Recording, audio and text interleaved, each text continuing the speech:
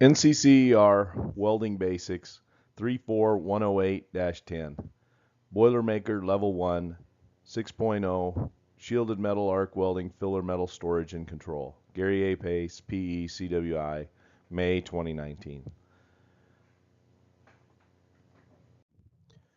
6.0 SMAW Filler Metal Storage and Control. You're probably like, why do we care about filler metal storage and control? Well, if we're in a plant or doing boiler work, and there's hundreds, if not thousands of welds, not all the materials are going to be the same. So you're going to have dissimilar metal joints. You're going to have joints between, carbon steels or whatever. So you don't just want to have a big pile of filler metal and then have the welders go and pick and choose what they're going to use. It's just a recipe for disaster. So a lot of times on a job, the company will get one of these shipping containers that you see on the right, and they'll set that up as their filler metal storage place. And they'll have a guy in there. I've worked on a couple jobs where they had they threw in some air conditioning, some rod ovens, some shelves, some heavy duty shelves, and that's where they kept track of the filler material. Shipping and receiving, and it would come in there and they'd put it away, and then they'd issue it out to the welders as the welders would do the welds.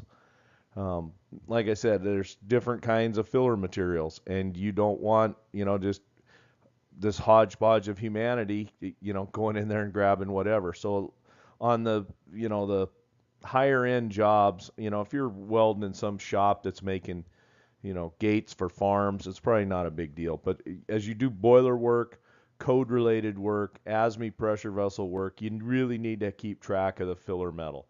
And that goes into storage and control. Once this is AWSD 1.1, not a Boilermaker code. It's not a pressure vessel code like ASME Section 1 or B31.1 or B31.3.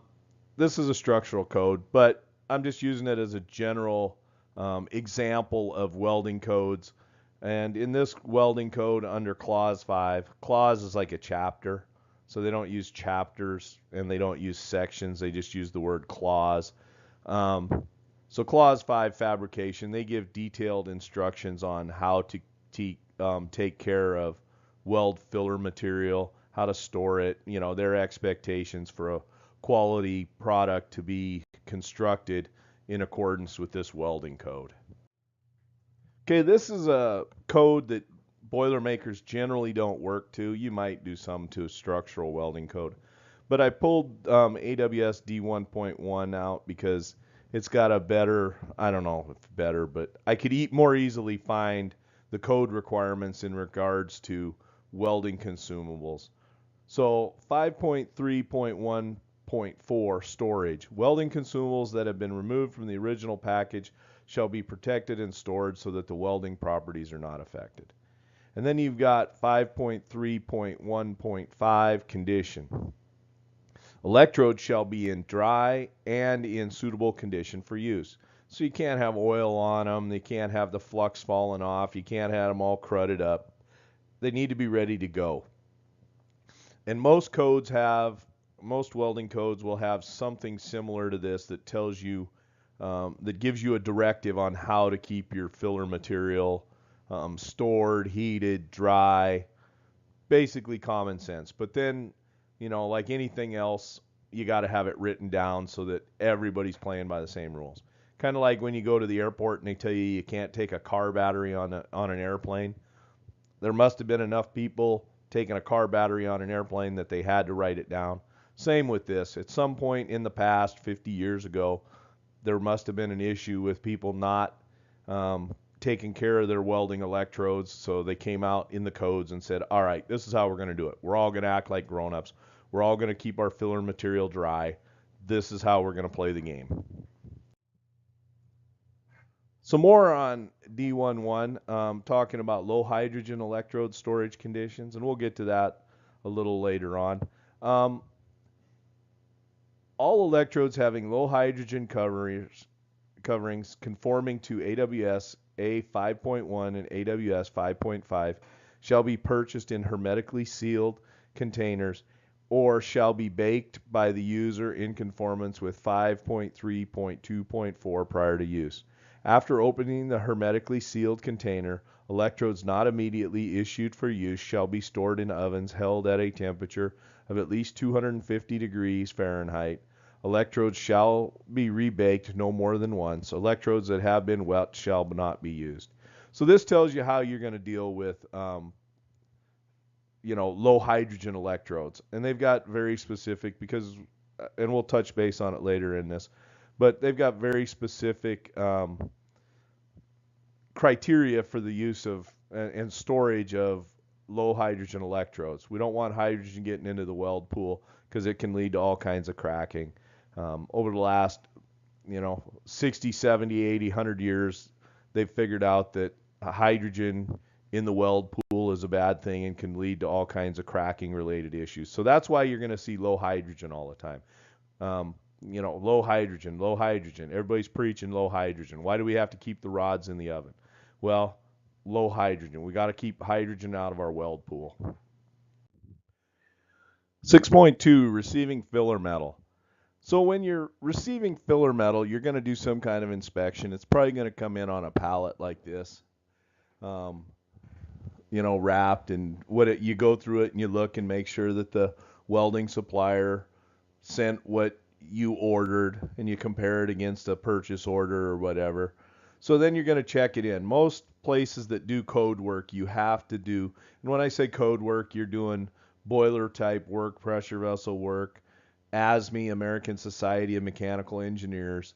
They've got a bunch of welding codes. So that outline how you're supposed to do the work so that you can, produce a pressure vessel that isn't going to explode or have issues. So there's these codes. So you have to keep control of your filler material. You can't just bring in the filler metal, throw it in a big pile, and then have the welders go in and grab a handful of material and make the weld.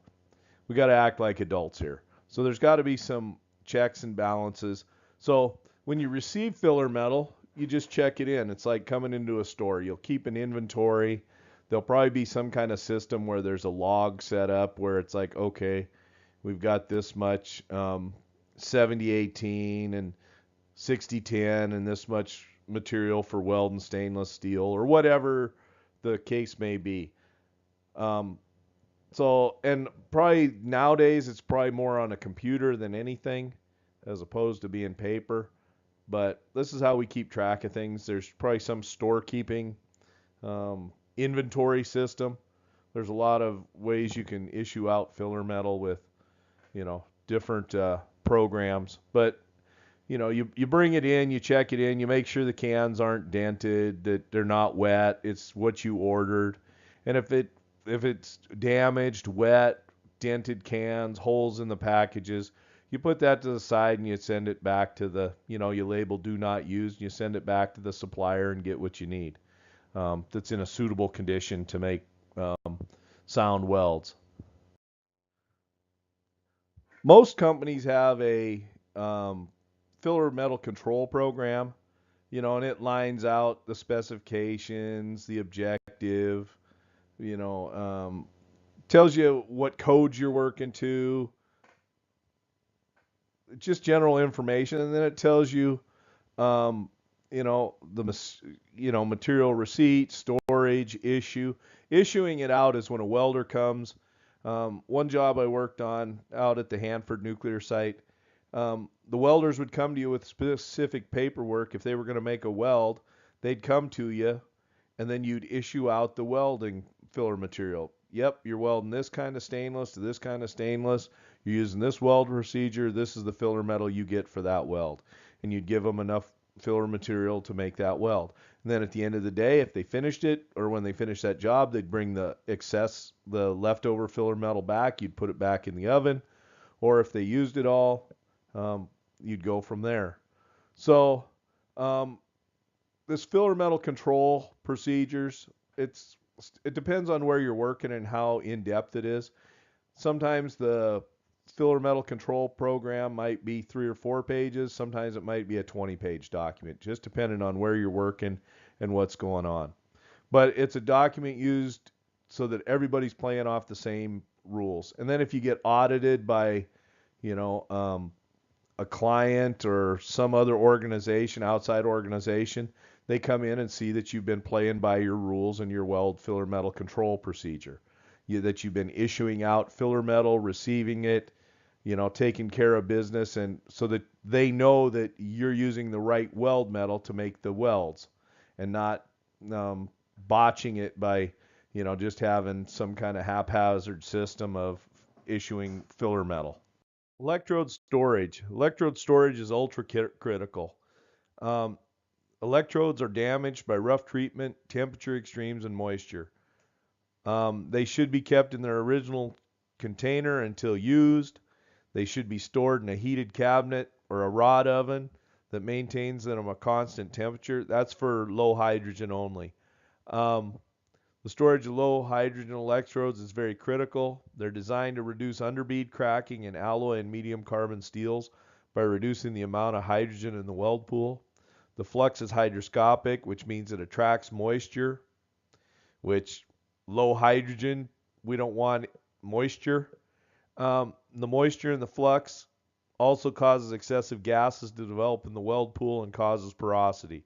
So this is why it's very critical to take good care of your electrodes. Don't stack the boxes in water and, you know, keep them in, you know, an old refrigerator with a light bulb in it. I mean, that kind of keeps them a little bit warm, but generally for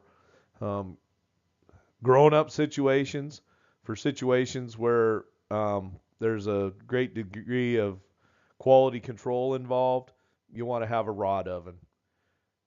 And you want to segregate your filler material generally, so you have some kind of filler metal control program, so you don't just have welders picking and choosing what filler material they're going to use to weld. So electrode storage, crucial element of the welding universe. Storing filler materials. We've got different ways to store different filler materials depending on the criteria. Not all welding rods go in the oven. As I said, E6010 is a cellulose-based electrode. You need to have a little bit of hydrogen in there. You're burning wood chips and paper is the flux on 6010. So you're not going to put it in the oven because you'll just completely mess up that flux covering on the electrode. So those don't go into an oven like a low hydrogen electrode does. Here on the far right, we've got a box of E7024. It's not a low hydrogen electrode. It comes in a box.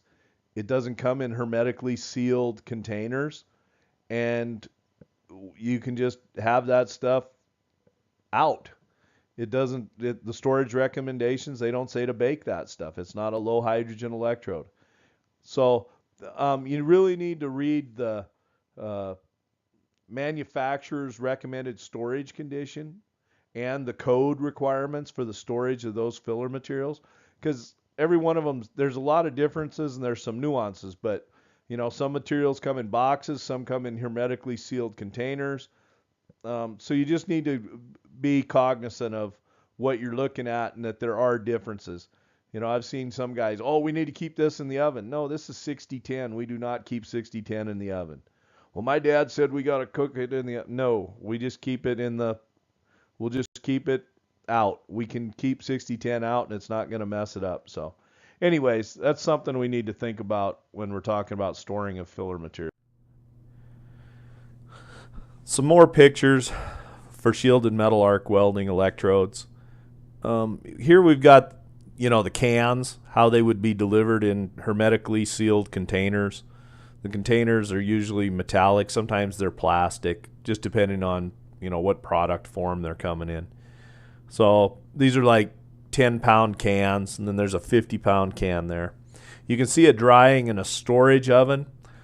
Some shielded metal arc welding electrodes are low hydrogen electrodes, and they need to be stored at a temperature that's above 150, 200 degrees. It depends on the manufacturer's recommended storage temperatures and code requirements. But you can see a drying oven for the storage of electrodes here. You can see we've got in our picture, we've got some 7018 electrodes. I haven't covered, how to read this yet or what that means. But these are low hydrogen electrodes. Once you took them out of the can, you would place them into the oven. And then when you were going to make a weld, deposit some weld metal into a weld joint, you would go and get yourself a handful of these and put them in a portable caddy or an oven to keep them dry. Usually you got 4 hours, I think, is the standard to keep these things dry before they got to be returned to the oven, before they pick up hydrogen. So this is what they're talking about when they talk about shielded metal arc welding electrodes and then a drying and storage oven for the electrodes. Here you can see an example of some 7018 being stored in a rod oven. We store 7018 in a rod oven because we don't want to, because the material is low hydrogen. The filler material is low hydrogen. And we do not want our flux picking up a bunch of hydrogen or water or moisture, and then when we strike an arc, depositing that into our weld metal. So consequently, we have rod ovens in the welding industry. You generally have them segregated. You don't put 5 different kinds of filler metal in the same rod oven unless you're a smaller operation or something. But I worked for a big contractor, and in our rod ovens, we had it broken out by filler material size, heats, lots. There was a whole bunch of different stuff going on. Another outfit I worked for, we did a lot of work for the military and whatnot. So we had everything segregated, heats, lots. It was very, very controlled. The filler metal control program was very precise. Storage of low hydrogen electrodes. There are 2 ways to keep rods dry. The first is to use the electrode within a certain time after opening the weld filler metal's factory container. The time that an electrode is allowed to be used is based on the humidity of the location where the welding is being conducted. Welding in a dry climate like Arizona will probably afford more time than a humid subtropical climate like Houston, Texas. The other process is to bake the rods in a rod oven. This heats the rods for several hours, effectively ridding the rods of moisture. After removing low hydrogen electrodes from factory packaging, they should be stored at a temperature between 250 and 400 degrees F. Portable or stationary electrode rod ovens are the most common method used to store and preserve electrodes at specified temperatures. Here we see portable rod caddies. So if a guy's going to be welding with low hydrogen electrodes for 4 or 5 hours on a certain site or a certain area, a lot of times they'll just bring them a little rod caddy like this. It's a little portable oven. It keeps the filler material from absorbing atmospheric moisture and contaminating the flux of the weld material. So these are a pretty common sight, depending on what filler metals you're using, where you're at, what the criteria are, how long the welder is going to be out there. So this is a common way of, keeping the filler material warm and keeping the hydrogen issues to a minimum. Portable rod caddies. They're not really an oven, but they sort of are. They're a portable little oven. Okay, I know it gets tedious. I include one of these in about every other presentation I do, but I guess I just want to spread the wealth. Acknowledgments. I poach a lot of this material from the Nuclear Regulatory Commission, Introduction to Welding Technology and Code courses, ML 12157A587. It's a good starting point. Can teach the Canadian deuterium uranium people. HTTPS, I'm not going to read that web page. You guys can figure it out, the can do stuff. The U.S. Army's also got a pretty good, it's old, but it covers a lot of material. TM 9-237, Welding Theory and Application, is a good place to find some high quality welding information. None of it's changed over the last 50 years. But anyways, that's why I always include this, is because there might be somebody out there that's looking for some free material, doesn't want to pay for a book, and you want some good high quality welding material. This is it. Questions, comments, or whatever. My name's Gary Pace. I'm a professional engineer, welding engineer, certified weld inspector. I'm out of Katy, Texas. There's my email address and my website. Feel free to drop me a line if you have questions or whatever. Want to chat about welding related or materials, or maybe you've got an idea on something I need to cover in a future episode. All right, take care. GP out.